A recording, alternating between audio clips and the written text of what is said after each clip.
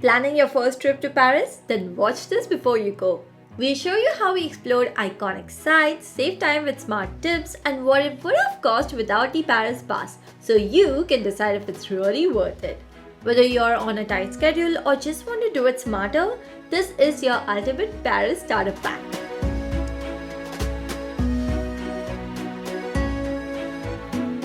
Finally landed in Paris.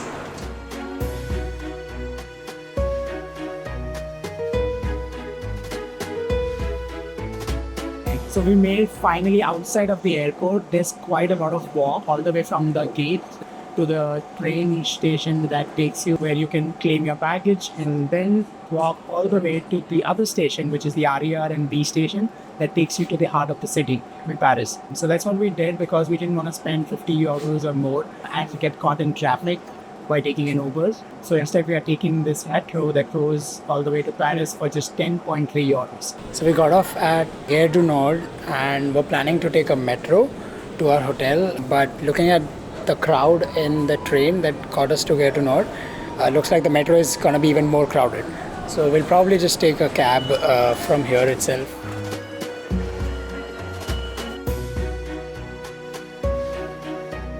Grand coffre.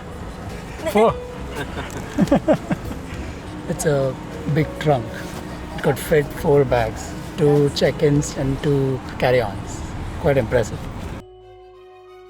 So, funny story. From this point on, we accidentally switched our brand new camera to slow-mo mode and didn't realize it for a while, which gave us some gorgeous dreamy shots of the city, but also gave us this, us talking into the camera without realizing none of the audio was recording.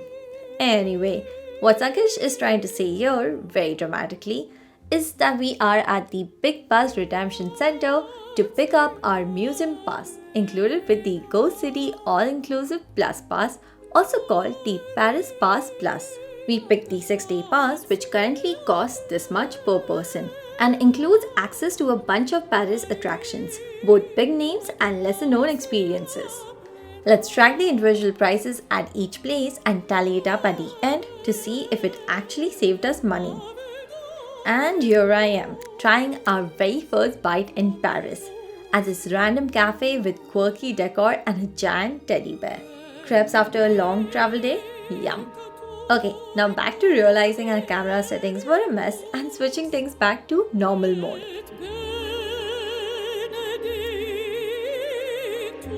So our next stop was gonna be Angelina, but the line over there is very long and we didn't want to wait a lot. So we got the hot chocolate from their boutique. If you're on a time crunch like us, you can always just to go their famous hot chocolate, which is the same one you'll get if you sit inside after a long time of waiting. But we also got some macarons, and we've come just 2 blocks away to this place called Happy Cafe. And then the reviews that have really brilliant crepes. And we are going to do another crepe in a matter of 2 hours. Looks like we're crepe hopping right now. We are now making our way to the Louvre Museum. But before that, we are checking out the Tuileries, which is right next to it. Over here, there is a fun fair going on and there's a park area. And it seems like there's a maze of trees, but a really nice space where I can see a lot of locals just chilling and enjoying the evening. Now here's a little Louvre hack. Instead of waiting in the long lines at the main pyramid entrance, head into the Carousel du Louvre Mall. You'll find a much faster, lesser known entrance right inside. And don't miss the inverted pyramid. It's literally a hidden gem beneath the surface.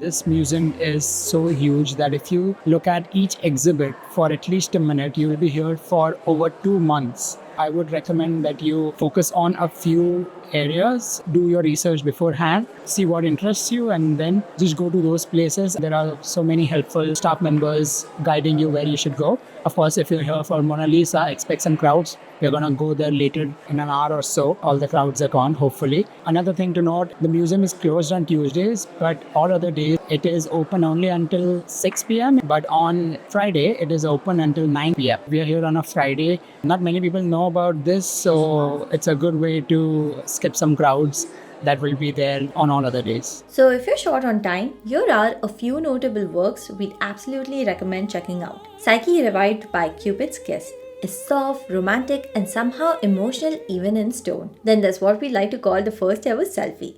Michelangelo's Dying Slave, soft, surrendering, and strangely peaceful. Right next to it, The Rebellious Slave. Tense, dramatic, and fighting to break free. The Raft of Medusa, chaotic energy, dark storytelling, and absolutely massive. You feel this one. Of course, one of the most iconic sculptures, the Winged Victory of Samothrace. No head, no problem. She's still serving drama from the top of that staircase. We tried to pause and read what we could. It's wild how much more you appreciate the art once you know what you're actually looking at. Some rooms feel like you wandered into a Roman catwalk, just statues flexing their best angles.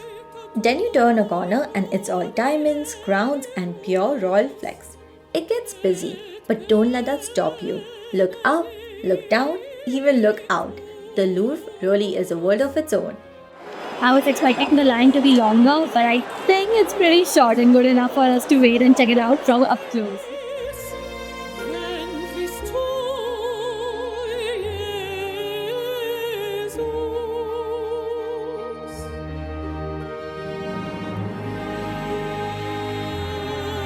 So as you can see, there is a very long line to see Mona Lisa up close.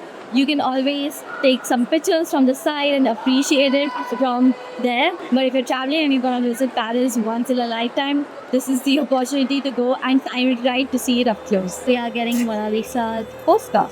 We always get one.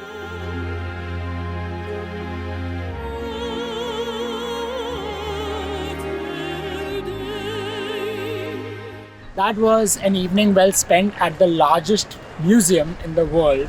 We were so happy to look at all the artworks we've seen in movies and news. It's a dream come true to come to Paris and see it live. Definitely wait after the sunset to see the pyramids light up. It's a sight to behold. Our first Parisian dinner, Café Marly, front row seats to the Louvre pyramids. Pricey, but the view makes it a splurge-worthy spot.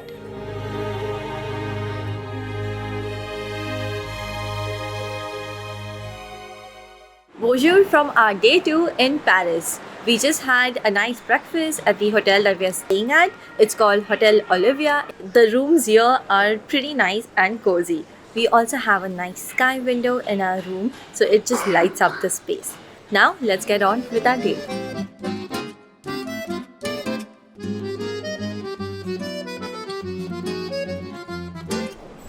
So this would save you on 10 tickets. That would essentially bring the price down to 1.69. But if you want to get single journey tickets, that would be 1.9.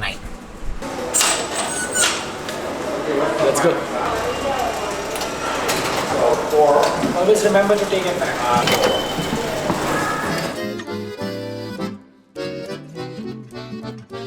A quick metro ride got us to Ile-des-Cîteaux, which is the island of Cîteaux. Here you have some really beautiful monuments and churches such as Notre Dame and Sainte-Chapelle. And that's our first stop. We have a 10 a.m. reservation at Sainte-Chapelle. Can't wait to see the beautiful church from the inside. Wow! Sainte-Chapelle will stun you with its Gothic spires and 1,100 stained glass panels. Visit in the morning when sunlight pours through, the entire chapelle glows like a kaleidoscope. We're now in front of the Notre Dame to start a tour with Experience First. This is included as part of the pass that came with GoCity. Can't wait to tour around Notre Dame and get to know more about it. When we visited, Notre Dame was still closed for renovations after the 2019 fire. But good news, it reopened in December 2024 and tickets are now available on their official website. Only the joints from 19th century melted a little bit. There are regulations in Paris, you cannot rent if it's under 15 square meters. And when I say tiny rooms, I really mean tiny, like 10 square meters, 12 square meters. There are so many hotels there. Hotel Sully, Hotel Saint Paul, Hotel this and that. Behind my back, what you see, those green boxes.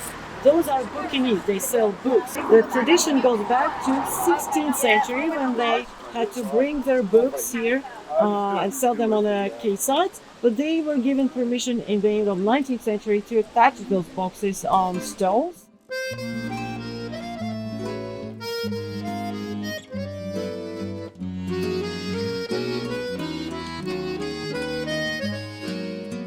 We are now inside the crypt, which was the last stop of our walking tour. The access to the crypt is included as part of the tour. This particular space is pretty interesting because it was found by chance a couple of decades ago because they were trying to build a parking lot and they found this under the Notre Dame. We truly enjoyed this tour. We initially expected to only learn about Notre Dame for an hour long, but this tour actually took us walking into the Latin Quarter as well. We learned about the origins of the famous Shakespeare and Company bookstore. We also learned the history of a few book vendors along the Seine River. Then we learned about the architecture of a few buildings. And lastly, it was great to know that the world's oldest hospital sits right here on Ile-de-Cite. Also, the crypt was a great add-on. So highly recommend you come and do this tour with the pass of GoCity. Was a delicious lunch at Ciso Burger. The decor inside was pretty quirky and I really enjoyed my shrimp burger and Sankish's tofu veggie burger looked good as well. We have now come to La Conciergerie. This is right next to Saint-Chapelle. The entry is included with the pass with GoCity. However, you do have to make a timed reservation. We got this iPad with which we can learn more about this beautiful location. So let's go. There are 6 wooden boxes like this one where you can scan this histopad that was given to us. After that, it takes you back in the day to show you what the different rooms here look like. So as you can see, back in the days, the tables were set nicely under this area. Over here, there's some more food. Once a royal palace turned prison during the French Revolution, La Conciergerie held none other than Marie Antoinette. You must walk through its haunting halls to catch a glimpse into Paris's darker past.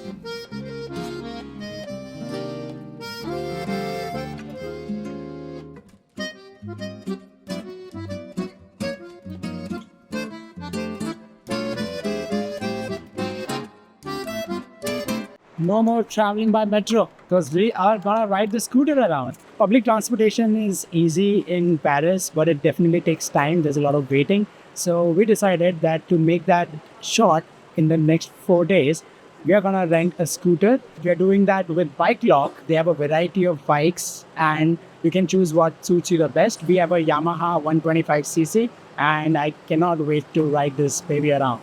So make sure before you start riding, you have your gloves, helmet, GPS mount to put your phone in. You've looked at the locks, you've asked them how it all works, see where the valve is for the fuel. You can also ask them around if there are any fuel stations so you remember where to go and you have to return it full. And I think that's it. I'm gonna take it for a test drive and see how it feels as I ride. The key she's giving me is a smart key, so you don't need to put it in and turn it on. It's a smart key. Okay, let's go for a test drive.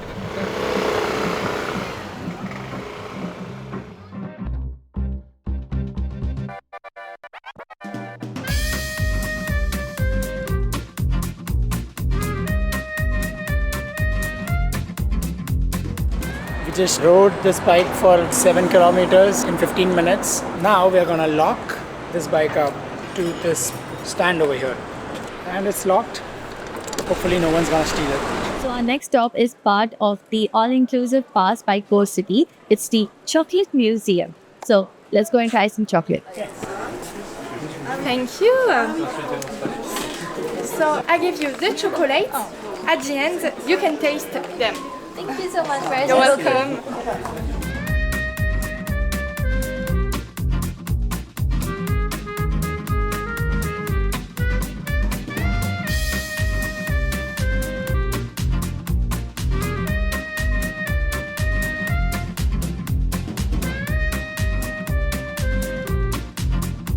Our next attraction included in the pass is the Museum Griffin. This is a vast museum, so let's go check it out.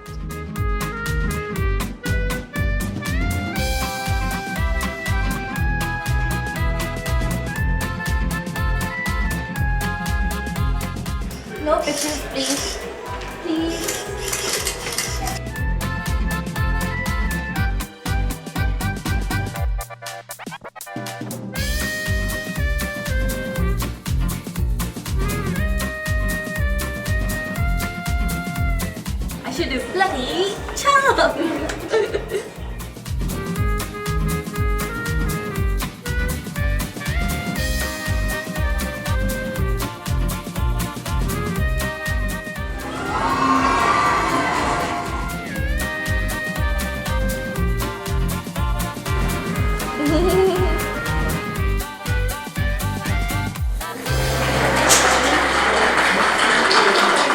That was a lot of fun. We have never been to a wax museum before, but this was something different. All those interactive exhibits were a lot of fun to play around with. So we definitely recommend you come check this out. After you exit from here, there's a covered passage which is really beautiful. You can definitely stroll around here as well.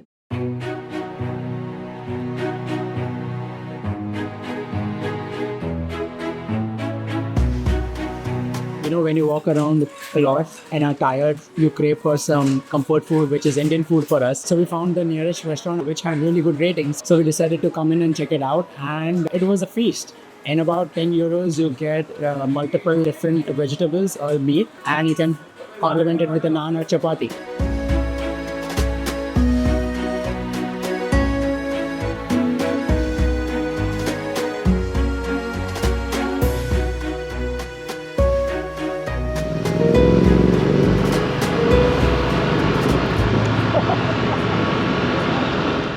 We zipped around the Arc de Triomphe on our scooter right as the sun began to set.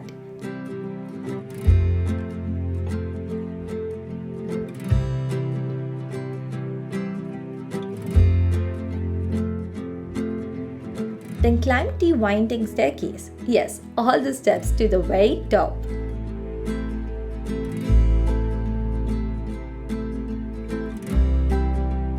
And just after night fell, we caught the Eiffel Tower bursting into sparkles from above. Romantic and magical, just how we always imagined. Watching the Eiffel Tower sparkle with my special one and 1,000 others.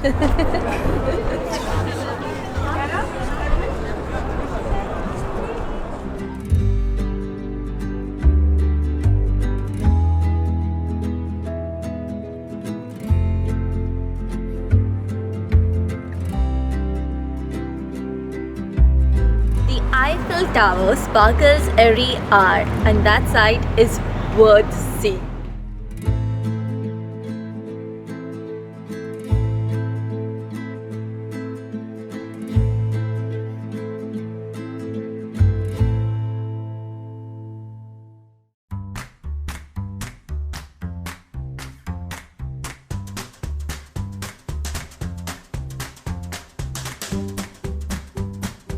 Looks like we finally made it to the chateau. Today we've come to the city of Versailles, and we are doing that in style with this Royal Enfield. We are touring with Txango Tours. It's a full-day tour which takes you from Paris to Versailles on this lovely ride. Can't wait to show you guys how our day goes. The Palace of Versailles is one of the most luxurious symbols of royal power ever built. Once home to Louis XIV, the Sun King, it's a masterpiece of French Baroque architecture and sheer opulence. And while many just come for the gardens, we started with the heart of the palace itself. The Hall of Mirrors, iconic, lavish, and impossible to rush through.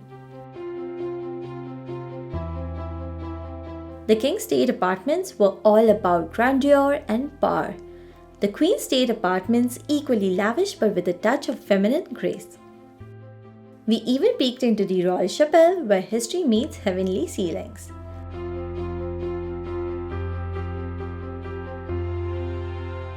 And in every corner, priceless works of art gilded in gold and dripping in drama.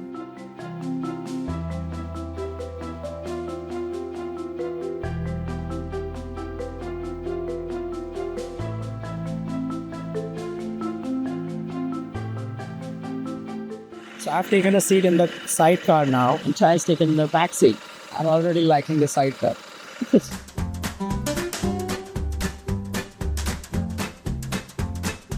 Above the entrance there, it says Carré à la Farine.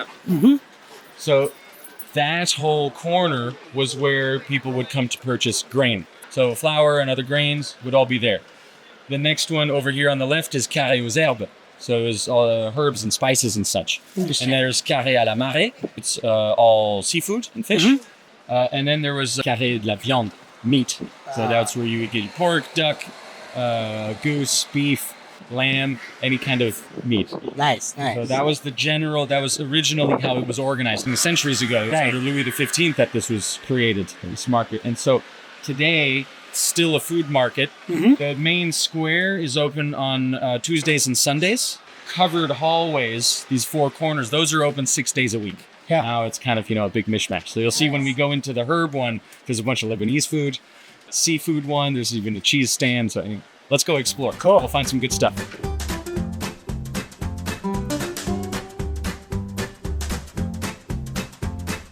My favorite is Comté. They have a few varieties back there. Generally, the older, the better.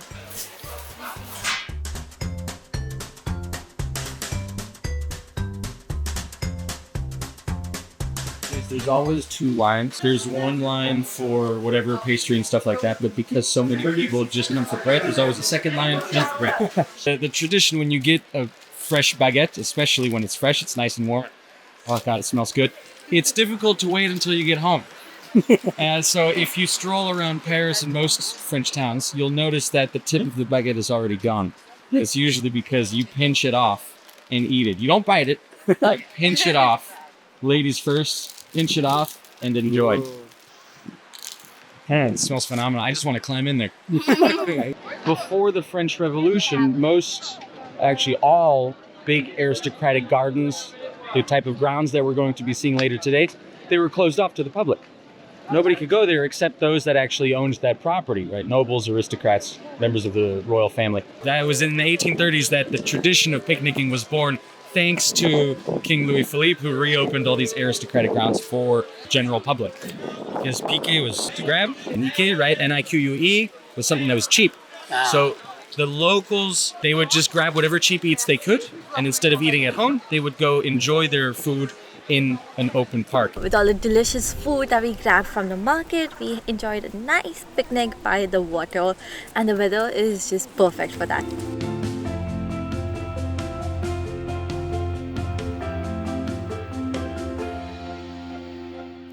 Our final stop, the Grand Trion, Versailles' pink marble retreat built for escaping royal protocol. So each room reflects a different period of time, whether before or after the revolution. There's going to be some that reflect Napoleon and his empress, Josephine, or Louis Philippe and his queen, or Marie Antoinette. I mean, it's going to be specifically written at each room.